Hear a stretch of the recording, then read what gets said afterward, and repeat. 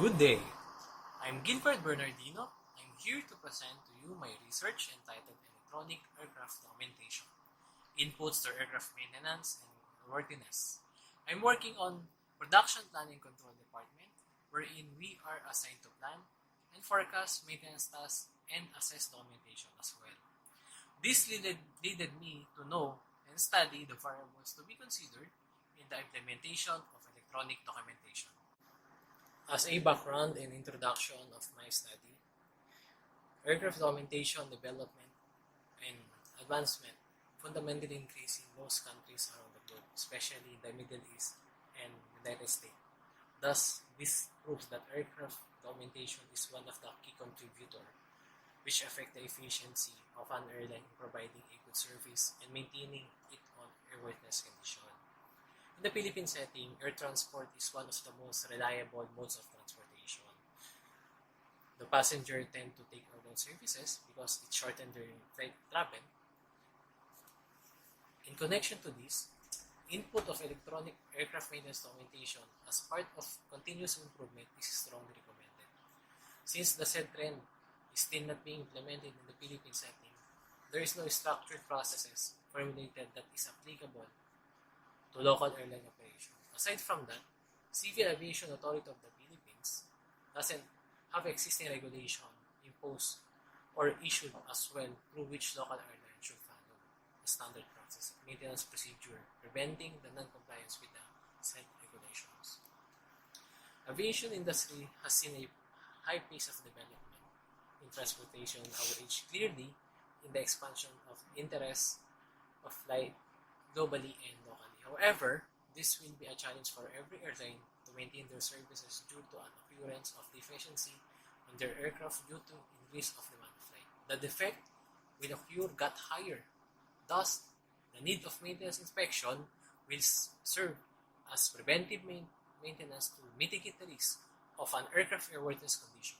As a result, process or program in aircraft maintenance and its operation was developed to alleviate a possible delay on the flight. Aircraft documentation is one of the essential factors in order for an aircraft to be released in service at given time. But somehow, failure of standardization of maintenance procedure can lead to accident which determine the aircraft airworthiness condition. Nonetheless, airline is concerned with the discrepancy of aircraft documentation itself and its processes. The methods and materials used to gather data was a set of survey questionnaire particularly conducted at MROs, or Maintenance Repair Overhaul, a service provider of Cebu Pacific Air Incorporation. A 4-point Likert scale was used as well to know the level of agreement as basis to make a processes, requirements, and policies in aircraft maintenance. Since this documentation processes was found applicable in their operations, below are the variables considered to know the level of agreement of the end users. Point 1. Participants' assessment on the proposed electronic aircraft maintenance documentation management system. These are as follows. Documentation policies in relation with regulatory standards as based on PCAR Part 9 for AOC regulations. Documentation procedures as based on Cebu Pacific Air Incorporation Maintenance Control Manual Part 2 Maintenance Standard, wherein there is one of the requirement of PCAR Part 9. Quality assurance and documentation requirements. Point 2. Standard practices on aircraft maintenance documentation processes. There were 55 participants from maintenance personnel, wherein I conducted a survey questionnaire, as well as a key informant interview was performed to the airline engineering personnel. Discussion: Cebu Pacific Air process on disseminating of technical publication manual are not efficient. Since some of the manuals are not being notified by the end users on the specified dates, it leads to the miscompliance of maintenance tasks and manual requirements. Maintenance personnel as end user has a major concern on the maintenance procedures. Why? Because they are the one who's working in compliance with the procedure for them to follow as standard practices indicated on the said manual.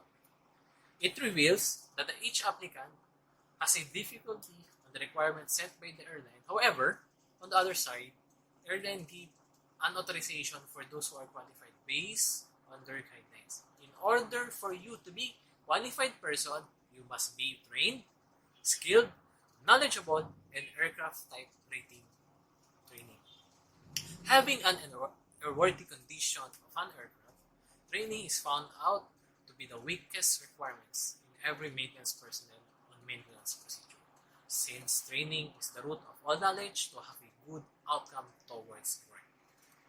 Maintenance personnel, approved maintenance organization do not perform accordingly on their certification.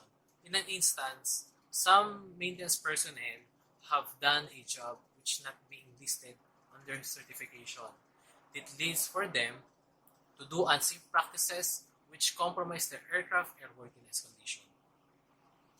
As a conclusion, documentation policies in relation with the regulatory standard for AOC regulation that resulted in having strongly agreed specifically are needed for the compliance of the electronic aircraft maintenance documentation. In recommendation to this, there should be well-informative trainings to the end user about the process on documentation policies as they follow the updated manual for maintenance tasks, preventing a miscompliance by using non-updated manual. Second, maintenance procedures based on the participant's response. Procedure signifies the good outcome of each and every task. As a recommendation to this, Cebu Pacific shall identify all parties involved, clean up the current procedure to prevent the backlogs, miscompliance, and pendings. So much so, they can identify the possible procedure that will apply in connection with the implementation of electronic maintenance documentation. 1.3. Quality assurance. In order to assure the quality in maintenance documentation, the participants were focused on the policy that has been provided by Cebu Pacific Air, as in line with the standard provided by the authority.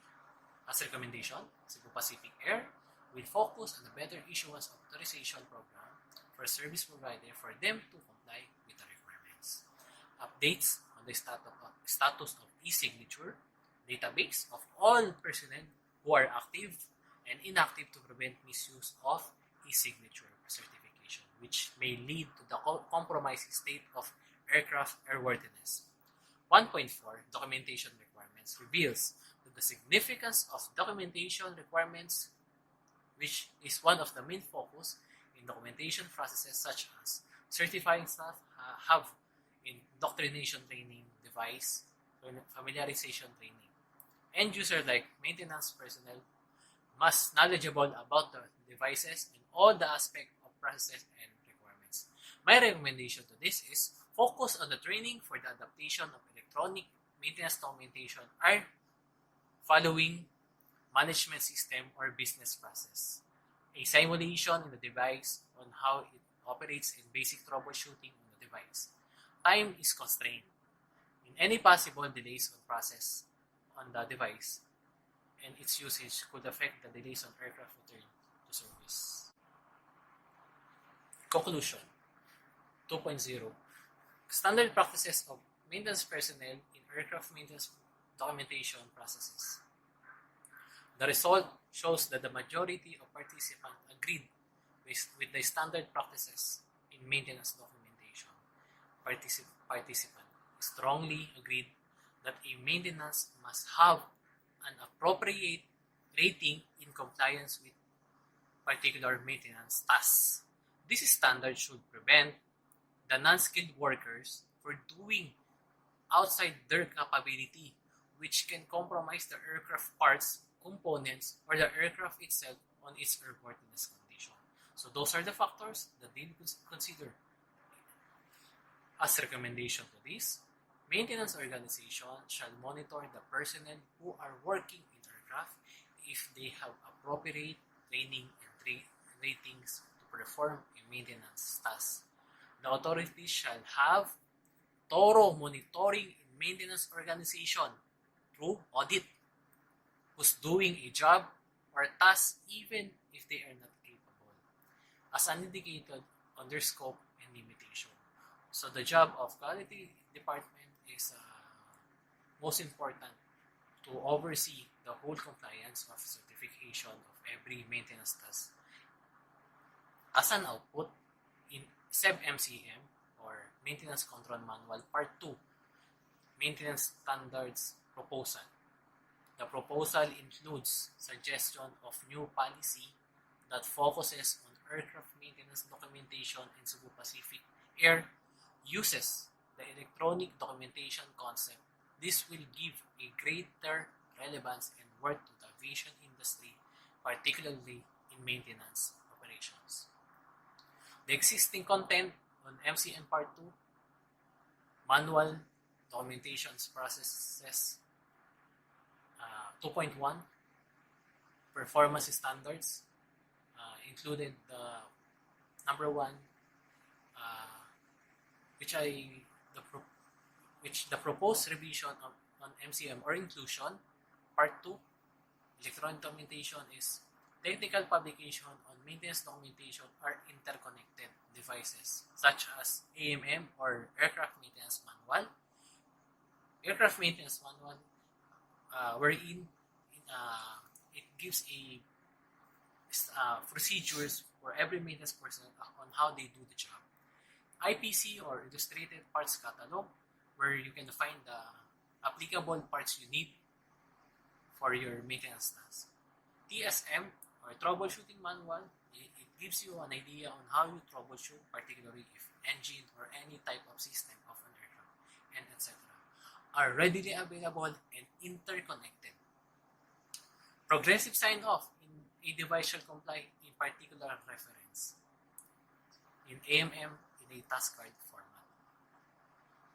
Progressive sign-off shall be not followed unless otherwise there are tasks or skip or not required to comply with providing a reason to input in the device. And this is the important notice for the reviewer of the maintenance document to know why the maintenance tasks are not compliant, because due to some reason. The next one is all data and or documentation as part of clean fingerprint. They call it clean fingerprint because it's a electronic form of document which required by the device shall be complied.